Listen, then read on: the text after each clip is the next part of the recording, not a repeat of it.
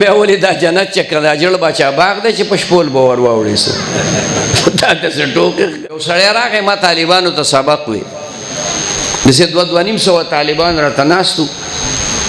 ما سبق وی اوس هم رانه دی مولوي صاحب تپوس وکوي هغه دوره کوئ که نه کوئ دا یو د ګریمر یو دوره به موږ کوله نو ما ورته وی چې بس دی 240 کاله مې وکړه نور ستړی شوم خلک پکې چله وباسي ما پکې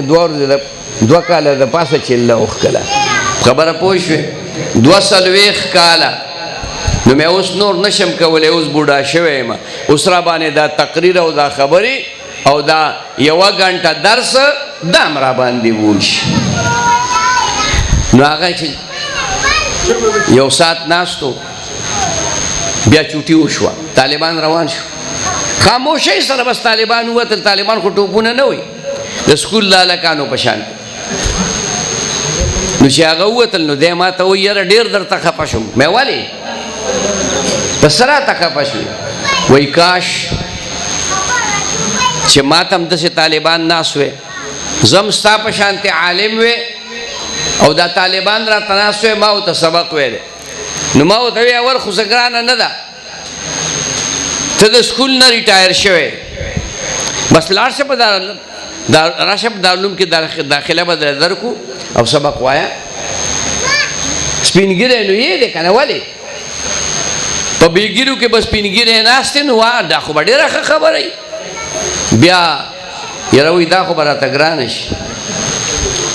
نو مې د نر بچیا هم ستوان غواړي هم شپېلي وې دواړه کاره خو دې نه کېږي دا خو به راته مې بل چلو که لږه ما ته پته وه مې ستا منتلی ماهانه 1,20,000 روپۍ پنشن دی دا 1 لاک ستا شو دا 20,000 راوړه د مدرسې د محتمم صاحب لی ورکوه هره میاشت بس ته داسې شوې لکه په دې مدرسه کې چې مدرس شي بیا یې څه ټوګروې دا خو هم راته ګرانه شي نو بیا ولې دا جنت چې کله جړ بچا باغ دی چې په شپول به ور واوړې سو دا داسې ټوکې ښکاري دغه نشم کولی دا نشم کولی دا هغه نشم